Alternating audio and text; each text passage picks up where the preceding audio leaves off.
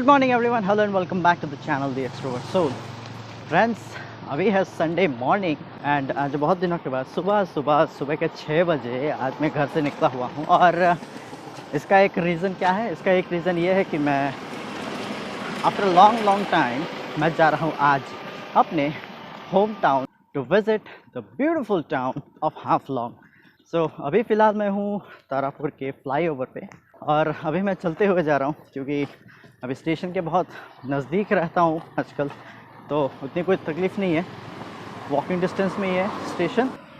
तो वीडियो में आगे बात करेंगे, तो चलिए सबसे पहले स्टेशन चलते हैं।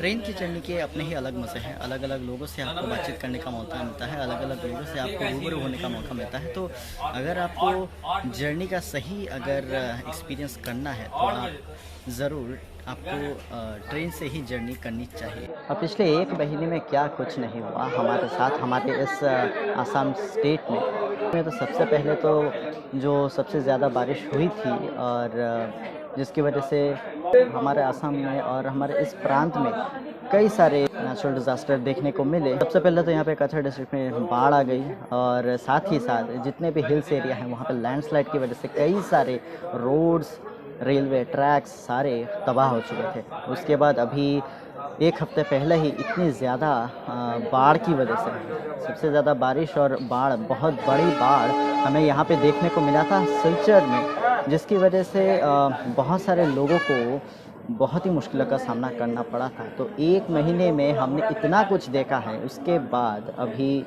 चीज़ें जो सुधर रही हैं वो देखकर बहुत ही अच्छा लग रहा है। और इसका एक जीता जाता एग्ज़ाम्पल है हमारा ये ट्रेन का सफ़र, क्योंकि जितनी बुरी तरीके से यहाँ पे जो रेलवे का जो नुकसान हुआ था, उसके बाद 1 महीने में जो जिस तरीके से रिकवरी हुई है वो काबिल तारीफ़ है। तो hats off to NF railway कि एटलीस्ट सिलचर से फाइडिंग तक उन्होंने रेलवे ट्रैक्स चालू किया है। तो यहाँ पे ट्रेन ने अपनी जर्नी शुरू कर दी है और हम लोग रवाना दे चुके हैं अपने आज के सफ़र की ओर towards beautiful town of Haflong.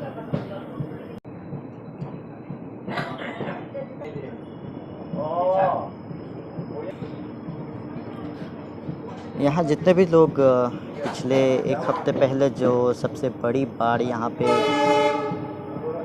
Cachar में देखने को मिला था हम लोगों को, उससे जितने भी लोग यहाँ पे अफेक्ट हुए हैं, यहाँ पे टेंट बनाकर लोग रह रहे हैं। बहुत सारे लोगों को बड़ी मुश्किलों का सामना करना पड़ा है इस बाढ़ के वक्त। ऐसा कोई कोना नहीं था जहाँ पे पानी की वजह से लोगों को तकलीफ़ों का सामना करना नहीं पड़ा था। यहाँ ट्रेन से आने के बाद हमें बहुत ही क्लियरली देखने को मिल रहा है कि ये सभी इलाके बारिश में, पिछले बाढ़ में किस तरीके से इन सारे इलाकों को इफ़ेक्ट किया है। बहुत सारे घरों में किस तरीके से पानी गया हो। अभी तो हालात बहुत ही सुधरे हुए हैं, पानी का लेवल तो बहुत ही कम हो रखा है, लेकिन 1 हफ्ते पहले तो हालत बहुत ज़्यादा ख़राब थी। जो जगह अभी आपको सूखी देखने को मिल रही है, वो जो थोड़े थोड़े पानी आपको देखने को मिल रहे हैं, ये सारे पानी में डूबे हुए थे। तो अलग ही सिचुएशन था। और बेसिकली जो मेन रोड से अंदर गली जाती है, ये वही गली के पीछे की साइड है जो रेलवे ट्रैक से हमें अभी देखने को मिल रहा है।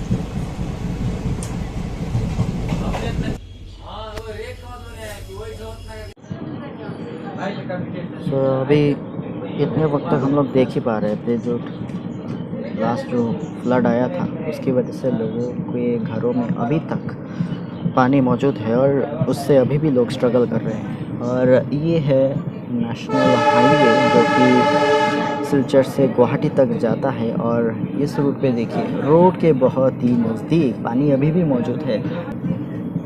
एक हफ्ता पहले तो शायद ये रोड पूरी तरीके से पानी के बिल्कुल नीचे रहा होगा। सबसे ज़्यादा मुश्किल तो यहाँ पे शाल चपड़ा, काटा खाल, इन सारे इलाकों के लोगों को सबसे ज़्यादा मुश्किलों का सामना करना पड़ा है, क्योंकि ये इलाके हैं निचली जगहों पे, और यहाँ पानी सबसे ज़्यादा बहुत ही जल्दी जम जाता है। तो उस वजह से लोगों को बहुत तकलीफ़ का भी सामना करना पड़ रहा है। यहाँ पे हम लोग एक घर देख पा रहे हैं, और यहाँ पे जो पानी के स्पॉट्स है, पानी यहाँ जमा रहने के जो स्पॉट्स है, हम लोग बहुत ही साफ साफ देख पा रहे हैं।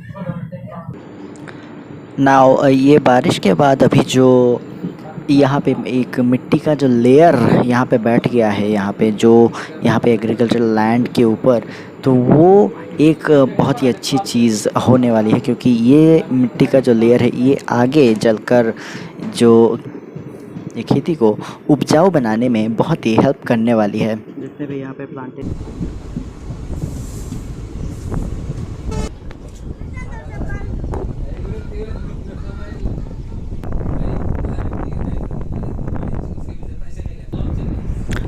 ये पूरा इलाका वैसे देखने को तो ऐसा लग रहा है जैसे कोई बहुत ही बड़ी यहाँ पे नदी के सामने से हम लोग जा रहे हैं, पर ये पूरा मेन रोड से लेकर के यहाँ पे ये पूरा जो कल्टीवेशन एरिया है पूरी तरीके से पानी में डूबा हुआ है। और यहाँ पे लोग मछली पकड़ने के अलग अलग तरीके अपना रहे हैं।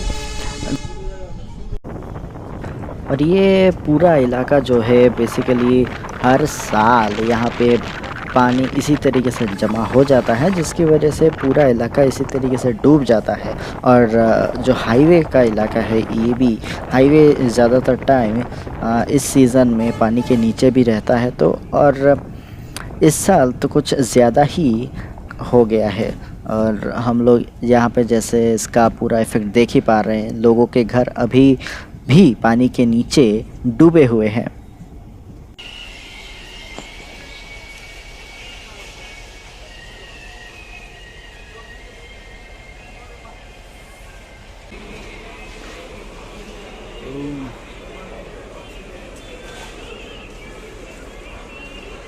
एट प्रेजेंट मैं हूँ अभी बदरपुर स्टेशन पे। आफ्टर लॉन्ग टाइम यहाँ आकर बहुत ही अच्छा महसूस तो हो रहा है, लेकिन अभी आते वक्त जो सीन हम लोगों ने देखा, और चारों तरफ जिस तरीके से लोगों के घर बाहर पानी में डूबे हुए थे, वो बहुत ही दुखजनक था, बहुत ही दुखी कर देने वाला सीन था। तो बहुत ही बुरा एक्सपीरियंस यहाँ पे लोगों को करना पड़ रहा है। ये सीन देखिए, यहाँ पे हर साल का सिचुएशन है। लगभग हर साल यहाँ पे जो बारिश का सिचुएशन है, उस टाइम पे इस तरीके से बाढ़ आ ही जाती है। पर जो सिलचर की हालत हम लोगों ने देखी, वो बेसिकली एडमिनिस्ट्रेशन की कुछ गलतियों की वजह से ही हुआ है।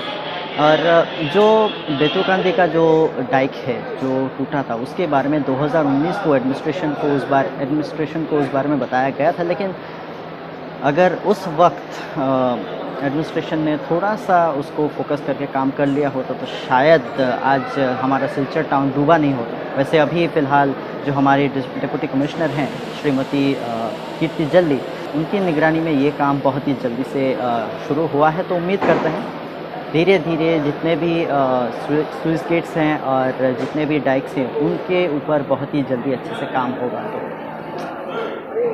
उम्मीद करते हैं फ्यूचर अच्छा रहे हमारा और हमारे सिलचर का।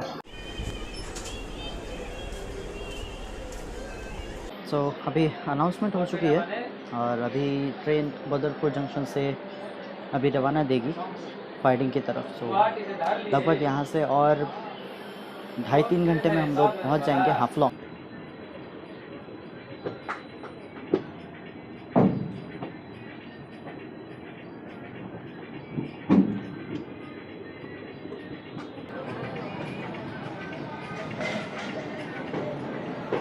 ये तो भाई नाइंसाफ़ी है।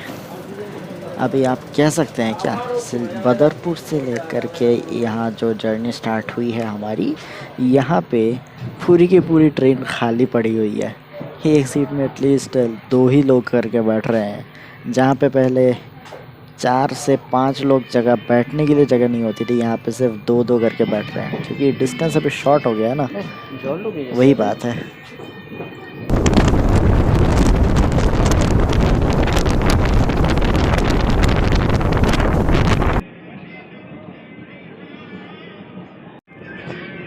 तो भाई साहब ट्रेन तो अभी चल पड़ी है और बदरपुर स्टेशन से हम लोग रवाना दे चुके हैं और ज़्यादा देर अभी नहीं लगेगी। लगभग 3 घंटे में हम लोग अभी यहाँ से हाफलॉन्ग को पहुँच जाएंगे और वहाँ जाके हाफलॉन्ग के जो नज़ारे हैं उसका लुत्फ़ उठाएंगे। बहुत ही अलग फ़ील आ रही है क्योंकि इतना कुछ हो जाने के बाद पिछले 1 महीने में जो भी घटनाएं हुई हैं, जितने भी नेचुरल कैलमिटीज़ हुई हैं, उसके बाद दोबारा से हम लोग हाफलॉन्ग जा रहे हैं रेल से। सो यहाँ पे एक अलग ही फीलिंग आ रही है, पर कभी कभी थोड़ा सा डर भी लगता है ये सोच के कि अगर अभी हम लोग जा रहे हैं और ट्रेन में जाते जाते अगर अभी रास्ते में अगर लैंडस्लाइड वगैरह हो गया तो ये एक अगर सोचते हैं ये बात तो थोड़ा सा टेंशन भी हो जाती है क्योंकि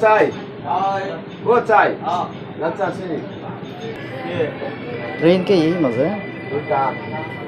ट्रेन में ही अलग अलग वेंडर्स यहाँ पे चाय और दूसरी खाने की चीज़ें यहाँ पे बेचते हैं।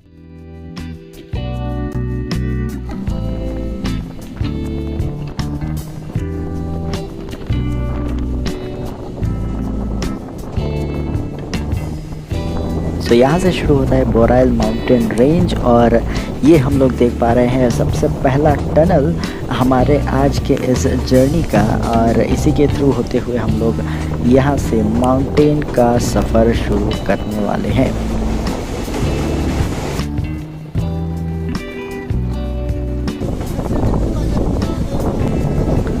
And that's the highway on the other side जो कि हाफलॉन्ग की तरफ जाता है। और ये देखकर पिछले साल का हरंगजा ट्रिप याद आ रहा है। भाई ऐसा लग रहा है जैसे पूरा पहाड़ धंस के नीचे आ चुका है।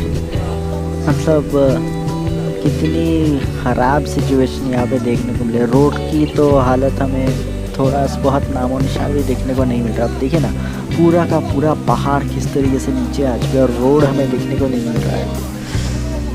जितने भी पेड़ पौधे पहले हुआ करते थे सब कुछ एक साइड से नीचे आ गया है। यहाँ तो भाई ज़्यादा बारिश और नदी में उफान आने की वजह से नदी के साइड वाले पूरा हिस्सा एकदम से ढह चुका है, पूरी तरीके से बर्बाद हो गया है यहाँ पे। इसलिए ही यहाँ पे इसको मेंटेनेंस का काम किया जा रहा है।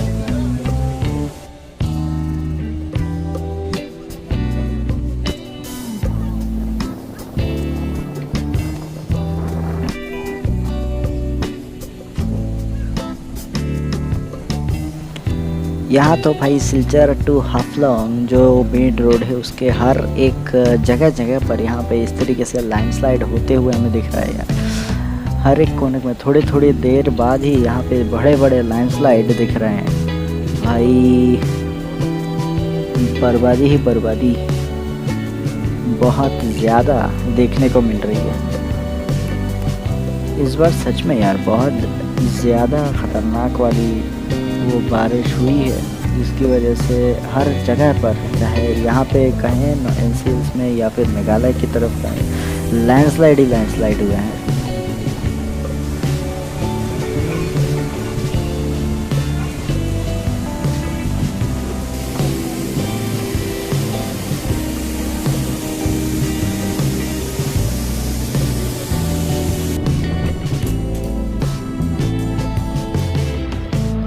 तो अभी हम लोग हैं डिटक्चरा पे और धीरे धीरे हम लोग हमारे हाफलॉन्ग जो कि हमारा डेस्टिनेशन है उसके नज़दीक जाते जा रहे हैं। और जितना हम लोग हाफलॉन्ग की तरफ आगे बढ़ रहे हैं उतना ही नज़ारे धीरे धीरे बहुत ही खूबसूरत हमें देखने को मिलते जा रहे हैं। So this is what I said, train में जर्नी करने का अपना ही अलग मज़ा है क्योंकि यहाँ पे आप अलग अलग लोगों के साथ बातचीत करते हुए आप अपने सफ़र को एंजॉय करते हुए जाते हैं। किसी जगह की अगर ओवरऑल खूबसूरती हमें देखना हो तो उसके लिए तो मैं तो यूजुअली बाइक पे अपने जर्नी को करने में ज़्यादा प्रेफर करता हूँ, लेकिन अभी क्योंकि सिलचर टू हाफलोंग रोड अभी बिल्कुल सेफ़ नहीं है। आपने अभी थोड़ी देर पहले देखा ही होगा क्लिप्स में कि किस तरीके से लैंडस्लाइड होकर रास्ते पूरी तरह से ख़राब हैं और काम चल रहा है। तो ऐसे सिचुएशन में बाइक लेके तो आना तो बहुत ही ज़्यादा रिस्की हो जाता है, तो ट्रेन में आना ही सेफ़ था। तो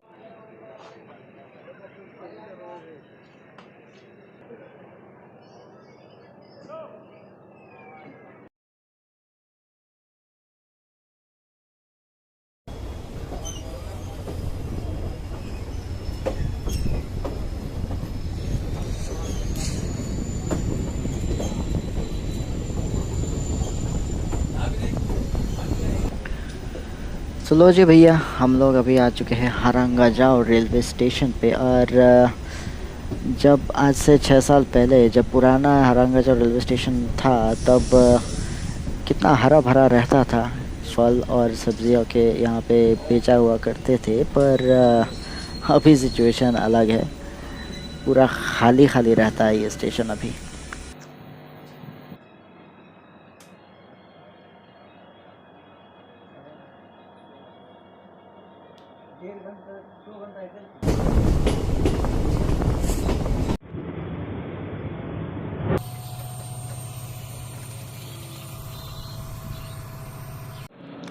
यहाँ पे अलग अलग जगहों पे यहाँ पे जो कुछ दिनों पहले जो लैंडस्लाइड हुई थी रेलवे ट्रैक्स के ऊपर, पूरी तरीके से पहाड़ की जो मिट्टियाँ हैं वो पहाड़ की जो मिट्टी वो पूरी तरीके से नीचे धंस के आ गई।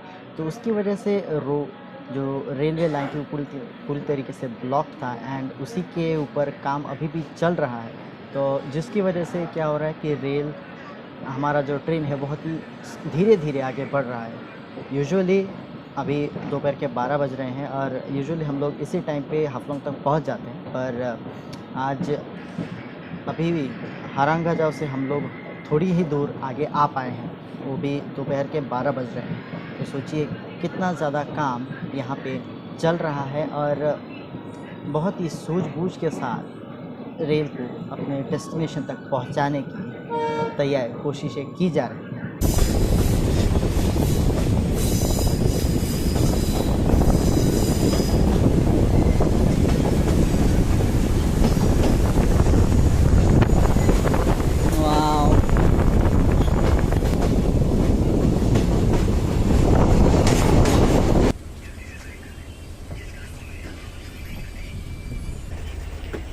Oh my god guys, are you watching this? वहाँ पे इतनी बड़ी एक वाटरफॉल हमें देखने को मिल रही है। पता नहीं मोबाइल स्क्रीन पे आपको शायद इतना बड़ा देखने को ना मिले, पर भाई साहब यहाँ से खुली आंखों से भाई इतना बड़ा और इतना सुंदर वाटरफॉल, ओह माय गॉड, देख के बस जाने का दिल कर रहा है। पता नहीं यार कौन सा वाटरफॉल है, पर इतना बड़ा है, इतना सुंदर है, क्या बताएं। My goodness, this is really amazing. अब यही सारी चीज़ें तो आपको प्लेन्स एरिया में देखने को नहीं मिलती। Total greenery, pollution free environment, भाई साहब ऐसा आपको हिल्स एरिया में ही देखने को मिलता है। और जितना दिन ब दिन पोल्यूशन बढ़ रहा है हर प्लेन्स एरिया में, वहाँ तो भाई आगे चलकर और भी तकलीफ़ें होने वाली है। अनटिल एंड अनलेस पेड़ और लगाए जाएं और ग्रीनरी को बढ़ावा दिया जाए। तो यहाँ पे हम लोग जैसे देख पा रहे हैं, पूरा जो लैंडस्लाइड होने के बाद जो बहुत ही बुरी हालत यहाँ पे देख ही पा रहे हैं हम लोग। ट्रैक के ऊपर से जिस तरीके से मिट्टी गई होगी वो हम लोग अंदेशा यहाँ से लगा ही सकते हैं। तो यहाँ पे बहुत ही एक थोड़ी सी झलक ही हम लोगों को देखने को मिली है, जो जिस तरीके से जो नेचुरल कैलामिटी हुई थी 15-20 दिन पहले इस एरिया में, हमारे इस नॉर्थ काछार हिल्स एरिया में। तो यहाँ पे एनएफ रेलवे के जितने भी स्टाफ हैं जो हमारे इस जर्नी को सेफ़ बनाने में काम कर रहे हैं, उनकी मेहनत की वजह से आज हम लोग यहाँ पे ये जर्नी कर पा रहे हैं। नहीं तो आप ही सोचिए, अगर कम्युनिकेशन गैप हो जाए तो इंसान की ज़िंदगी कितनी ख़राब हो सकती है। लोग जो इस जगह पर रहते हैं वो लोग एक जगह से दूसरी जगह तक नहीं जा पाएंगे। उन्हें जो ज़रूरी सामान है वो दूसरी जगह से अगर उन्हें लेना है तो उन्हें वो जाके वो सारी चीज़ें ले नहीं पाएंगे लोग। तो ये सारी चीज़ों के लिए कम्युनिकेशन का सही होना सबसे ज़्यादा ज़रूरी होता है। साइड वगैरह होकर तो ट्रैक्स की हालत तो बहुत ही ज़्यादा ख़राब है। तो इन सारी चीज़ों को ठीक करने के लिए थोड़ा सा वक्त की ज़रूरत तो है ही, साथ ही साथ एफ़र्ट्स की भी ज़रूरत है। और अगर नेचर ने थोड़ा सा साथ दिया तो शायद हालात भी आगे और सुधर जाएंगे।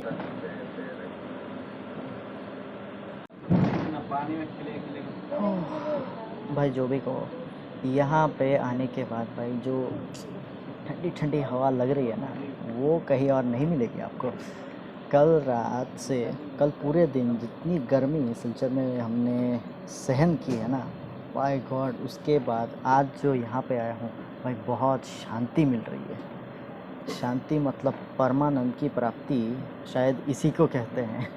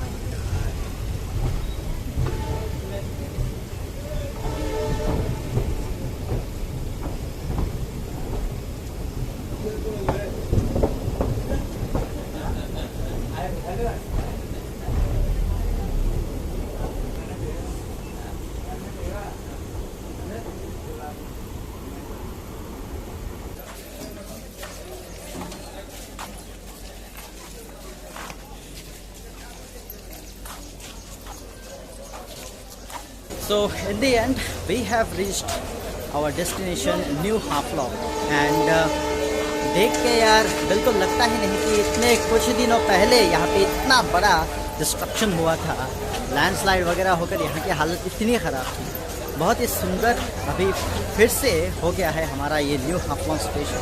तो बहुत ही सुंदर दिख रहा है, बहुत ही सुंदर दिख रहा है, बहुत ही सुंदर हो चुका है दोबारा से। तो इट इज़ गुड। और यहाँ पे बैकग्राउंड में पूरी तरीके से हम लोग देख ही सकते हैं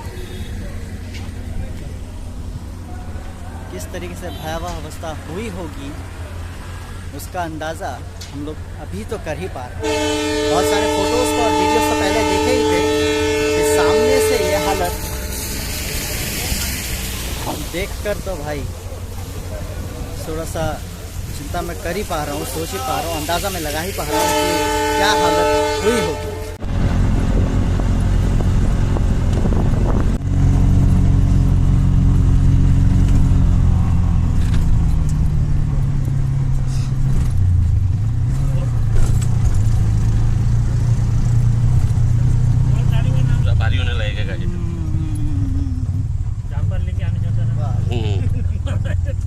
बनाइছে না নি না ওই তো তোরা ইয়ে দিছে তোরা সাইডে সাইডে ইয়েটা আছে ওই যে আগের জায়গাটা ওই পুরো জায়গাটা পুরো আই গেছে না বাপ রে বাপ রাস্তা রোড নাই ওই যে ওই জায়গাটা সামনে গাড়ি না থাকলে গাড়ি বাঁচে না, কিন্তু সামনে গাড়ি থাকলে বাঁচি যায়।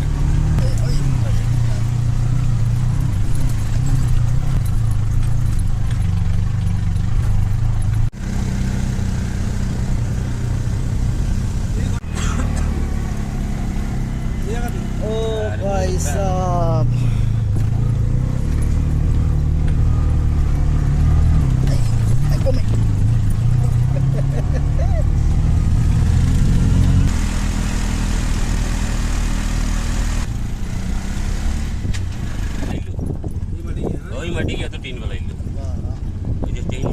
वाला 3 वाला ही थी वही माटी है 3 वाला ही थी पूरा वही माटी है। So as we can see, जैसा दादा बता रहे हैं, यही वो जगह है जहाँ से मिट्टी पूरी तरीके से खिसक कर नीचे की तरफ गई और हमारा खूबसूरत जो न्यू हाफलॉन्ग स्टेशन है उसको पूरी तरीके से बर्बाद कर दी थी।